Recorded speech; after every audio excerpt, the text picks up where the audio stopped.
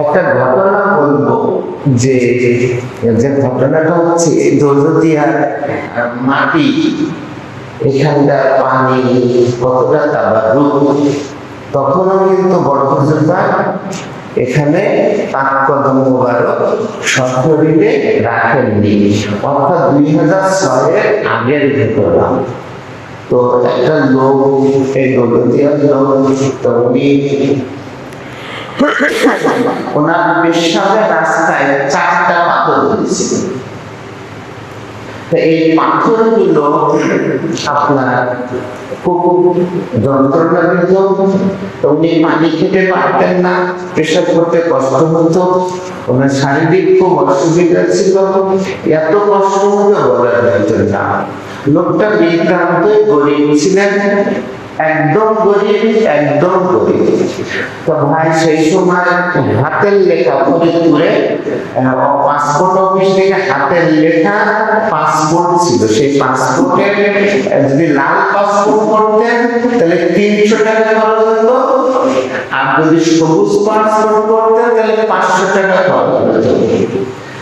এখন সেই সময়ের কথা বলছি। এখন তো ওনার কাছে এই টাকাটাও ছিল না। বললাম তো ফিটমিলের মালিক, তো উনি ইদ্রিস সাহেব ওনাকে কিন্তু সহযোগিতা করলেন পাসপোর্ট তৈরি করার ব্যাপারে। তো উনি ওনার একটা ভিটা বাড়ি ছিল, ডাক্তার ওনাকে বললেন যে অপারেশন করতে হবে। তো অপারেশন করতে যে খরচ, সেই খরচটা বহন করার মতন শক্তি তার ছিল না। তো উনি চিন্তা করতেছেন যে আমার যে ভিটা বাড়ি আছে, এই ভিটা বাড়িটা আমাকে বিক্রি করতে হবে। তা আবার চিন্তা করতেছেন আমি একা বাঁচার জন্য আমি বাঁচবো একা। তা আমি যদি ভিটা বাড়িটা, ভিটা মাটিটা, বাপ দাদার ভিটা মাটি যদি বিক্রি করে দিই, আমার স্ত্রী, আমার পুত্র, আমার সন্তানেরা খুব এগিয়ে যাবে। তার চাইতে এক কাজ করি, মরা তো লাগবে, মৃত্যু তো সবার হবে, এক কাজ করি, আমি এই কথাটা আমি আমার পরিবারকে জানাবো না, আমি একটু মেদিনীপুরে যাই, মেদিনীপুরে বড় হুজুর সাহেবকে দেখে এসে তারপরে মরা লাগে, যা কিছু করে লাগে মরে যাবো। উনি এই কথাটা ওনাদেরকে বলেছেন, বিদ্যুৎসালী ছিলেন। তাহলে তুমি হুজুর পাকের কাছে যাবে, তোমার শেষ ইচ্ছা, তা তোমার যত খরচ করতে লাগে আমরা দেখবো, তুমি চলো। তো তখন অল্প পয়সায় আপনার ভিসা টিসা হয়ে গেল। তো ভিসা হয়ে যাওয়ার পর নিয়ে ছোট্ট একটা আপনার ব্যাগ নিয়ে এখানে খানকা শরীফের সামনে এখান থেকে গাড়ি ধরবে, গাড়ি ধরে এখান থেকে বেনাপোল যাবে, বেনাপোল থেকে উনি আপনার কলকাতায় যাবে।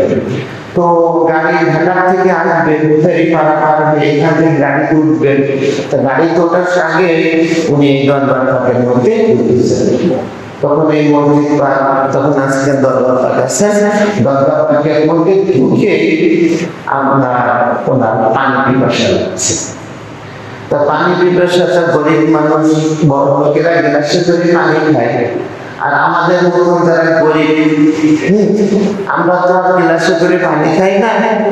যখন তখন ওই কল চাপ দিয়ে কলের মুখে পানি দিচ্ছে, কলের মুখে পানি দিয়ে কলের মুখের থেকে বসে বসে পানি খেয়েছে। এত পরিমাণ পানি খেয়েছে যে উনি অনেকদিন এই পানিটা খায়নি, কারণ বেশি পানি খেলে তার পেশাবের সমস্যা হয়, যন্ত্রণা হয়, সেই কারণে অল্প অল্প পানি খেতে।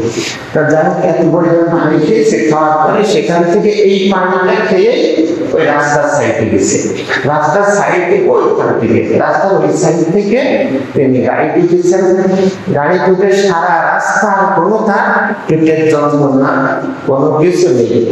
দেখেন পীরের কারামতটা দেখেন, যে এখান থেকে উঠলো, দৌলতদিয়া খানকা শরীফ থেকে শুধু পানি খেয়েছে আর কিছুই না।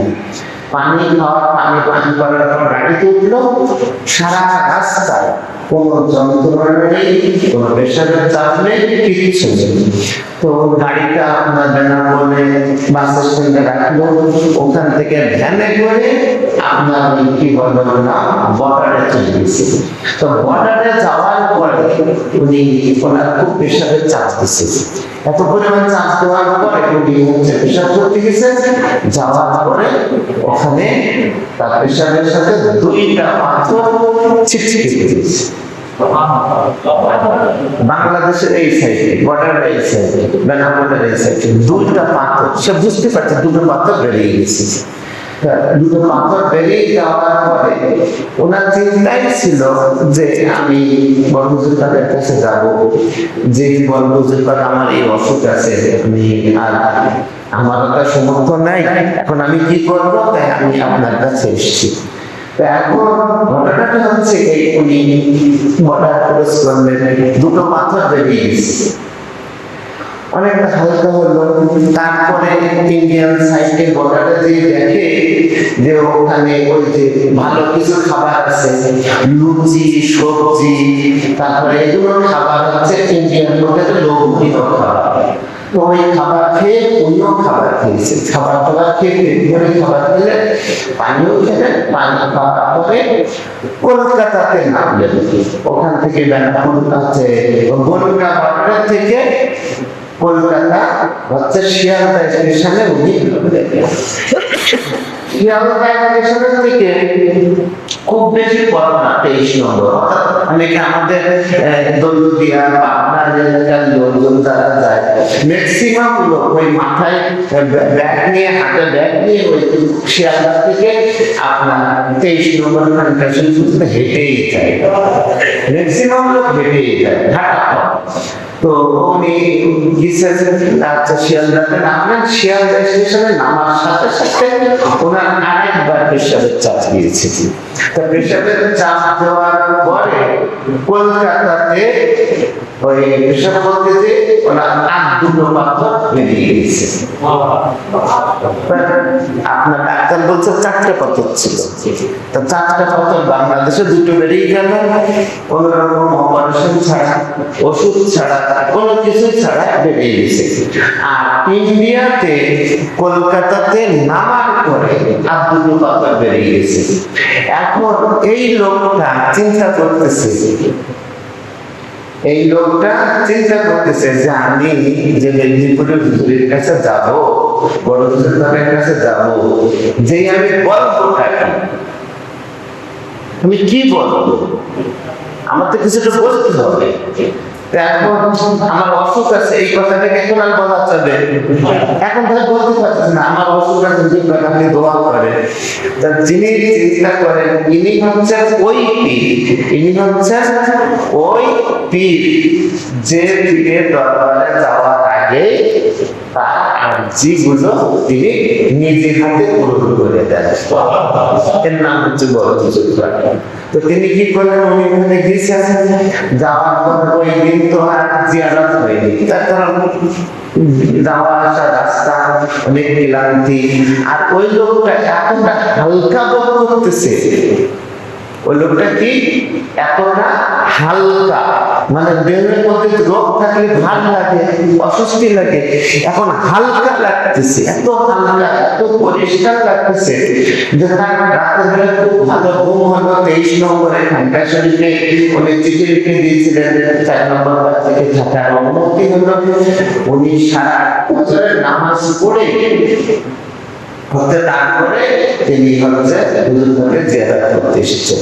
তো জিয়ারত করতে এসে হুজুর 10টার দিকে জিয়ারত দিলেন। তো উনি যখন কাছে এসে বললেন, হুজুর আমি বাংলাদেশ থেকে এসেছি, আমি বাংলাদেশ থেকে এসেছি, রাজবাড়ি থেকে, দৌলতদিয়া থেকে এসেছি। হ্যাঁ বলো বলো, কি বলতে বলো। হুজুর তখন খুব খুশি। তখন ওই লোকটা বললো যে হুজুর আপনাকে দেখার জন্য এসেছি, আমি আপনাকে দেখার জন্য এসেছি। তখন বড় হুজুর এত খুশি হয়েছে, তো হাল করে উনি হাসলেন, হেসে বলছেন যে দেখো একটা গরিব মানুষ, অসহায় লোক, শুধু একজন আল্লাহর ওলিকে দেখার জন্য, আমাকে দেখার জন্য, আমাদের এই দরবার দেখার জন্য বাংলাদেশ থেকে এসেছে। তখন খুব খুশি হয়ে খুব খুশি হয়ে তার সাথে কথাবার্তা বললেন, কিন্তু সে তো বলতে পারছে না যে আমি এই অসুখের কারণে এসেছি। তার কারণ দরবারে ঢোকার আগেই তো তার অসুখ এখন ঘটনাটা হচ্ছে তাকে অভিজ্ঞতা, তাকে বললেন যাও, ওখান থেকে জিয়ারত করে এসে তাকে বুঝলাম তাকে কিছু তাকে বাড়িতে পাঠিয়ে দিতে।